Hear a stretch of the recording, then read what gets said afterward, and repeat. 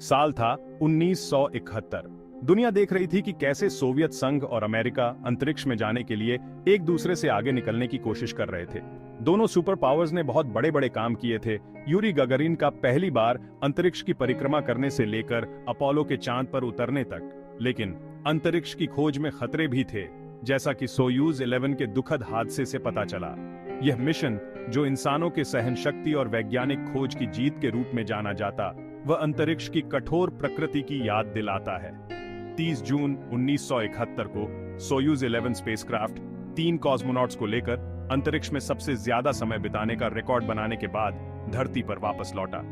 खुशी उस समय खौफ में बदल गई जब बचाव दल ने कैप्सूल को खोला और कॉस्मोनॉट्स को मृत पाया। जिस दिन राष्ट्रीय उत्सव होना चाहिए था, वह दिन शोक का दिन बन गया। पूरी दुनिया हैरान थी और यह सोच रही थी कि सफल लगने वाला यह मिशन इतनी बड़ी त्रासदी में कैसे बदल गया।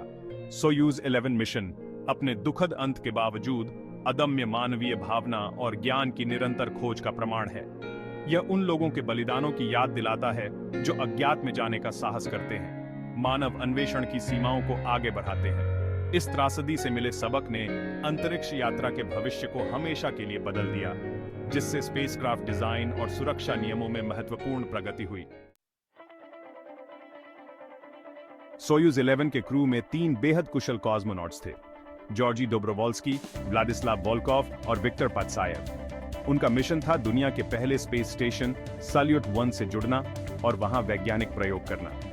ये लोग सही मायने में पायनियर्स थे, जो लॉन्ग ड्यूरेशन स्पेस फ्लाइट के अनजान क्षेत्र में कदम रख रहे थे। इस मिशन का नेतृत्व कर रहे थे जॉर्जी डोब्रोवोल्स्की, जो एक डेकोरेटेड मिलिट्री पायलट थे और शांत और दृढ़ निश्चयी थे। उनका धीरज और अनुभव उन्हें एक स्वाभाविक नेता बनाता था। व्लादिस्लाव वोल्कोव, जो फ्लाइट इंजीनियर थे, अपने संक्रामक उत्साह और हाजिर जवाब के लिए जाने जाते थे। वह इस मिशन में एक इंजीनियर का दिमाग और एक चंचल भावना लेकर आए थे। इस क्रू को पूरा करते थे विक्टर पात्सायेव, जो रिसर्च इंजीनियर थे और एक ऐसे शानदार वैज्ञानिक थे जो अंतरिक्ष के रहस्यों को उजागर करने के लिए उत्सुक थे। ये तीनों कॉस्मोनॉट्स मिलकर एक शानदार टीम बनाते थे, जिसमें हर कोई इस मिशन में अपनी अद्वितीय स्किल्स और पर्सनालिटी का योगदान दे रहा था। उनका साथ और मानव अन्वेषण की सीमाओं को आगे बढ़ाने का उनका साझा सपना उनके काम करने के तरीके और मिशन की सफलता के प्रति समर्पण में साफ दिखाई देता था। वे इसमें शामिल जोखिमों को समझते थे, फिर भी उन्होंने अज्ञात का सामना साहस और उद्देश्य की भावना के साथ किया। उनकी बहादुरी और बलिदान हमेशा के लिए अंतरिक्ष अन्वेषण इतिहास के पन्नों में अंकित रहेंगे। 19 अप्रैल 1971 को सोयूज 11 स्पेसक्राफ्ट डोब्रोवोल्स्की, वोल्कोव और पात्सायेव को लेकर कजाकिस्तान के बाइकोनूर कॉस्मोड्रोम से अपने ऐतिहासिक मिशन पर रवाना हुआ। रॉकेट के इंजन्स की दहाड़ ने साल्यूट 1 के उनके सफर की शुरुआत की। एक ऐसा मिशन जो अभूतपूर्व वैज्ञानिक खोजों और सोवियत अंतरिक्ष कार्यक्रम में एक बड़ी छलांग का वादा करता था। एकदम सही लॉन्च और 2 दिनों के सावधानीपूर्वक मैन्यूवरिंग के बाद सोयूज 11 स्पेसक्राफ्ट 21 अप्रैल 1971 को साल्यूट 1 के साथ सफलतापूर्वक जुड़ गया। यह उपलब्धि अंतरिक्ष अन्वेषण के इतिहास में एक महत्वपूर्ण क्षण था, जो पहली बार हुआ था जब कोई क्रू सफलतापूर्वक किसी स्पेस स्टेशन में दाखिल हुआ था और उसमें रहा था।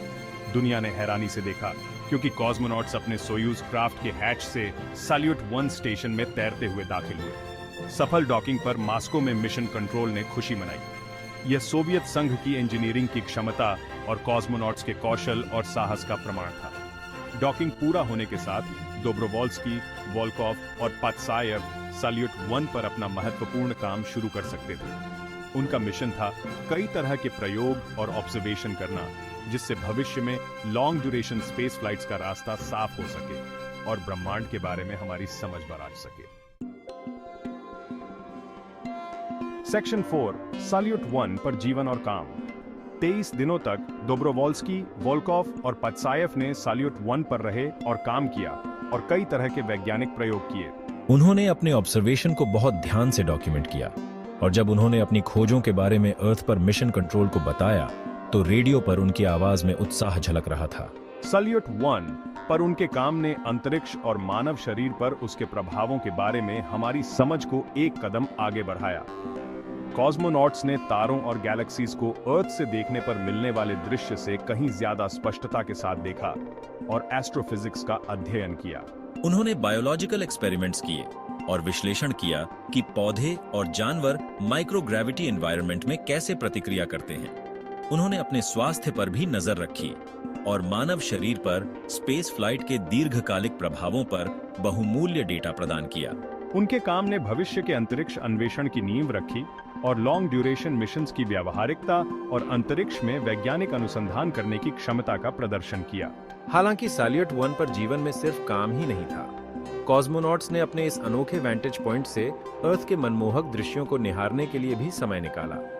उन्होंने साथ में खाना खाया, चेस खेला और यहाँ तक कि 2 सेलेस्टियल बॉडीज के बीच खेला जाने वाला पहला चेस टूर्नामेंट भी आयोजित किया, जिसमें चालों को रेडियो के जरिए अर्थ पर भेजा जाता था। उनके मिशन ने उस भविष्य की एक झलक दिखाई जहां इंसान अंतरिक्ष में रह सकते हैं और काम कर सकते हैं, रिसर्च कर सकते हैं, स्ट्रक्चर्स बना सकते हैं और ब्रह्मांड के बारे में हमारी समझ का विस्तार कर सकते हैं। सेक्शन 5, मौत की ओर प्रस्थान। 29 जून 1971 को 23 दिनों तक अभूतपूर्व काम करने के बाद वह समय आ गया जब कॉस्मोनॉट्स को सैल्यूट 1 को छोड़कर अर्थ पर वापस लौटना था। उन्होंने अपने मिशन के उद्देश्यों को पूरा कर लिया था और अंतरिक्ष में सबसे लंबे समय तक रहने का नया रिकॉर्ड बनाया था। जब उन्होंने सैल्यूट 1 को अलविदा कहा तो उनके पास यह मानने का हर कारण था कि वे एक हीरो के स्वागत के लिए घर जा रहे हैं। कॉस्मोनॉट्स अपने सोयूज 11 स्पेसक्राफ्ट में सवार हुए और स्पेस स्टेशन से अलग हो गए।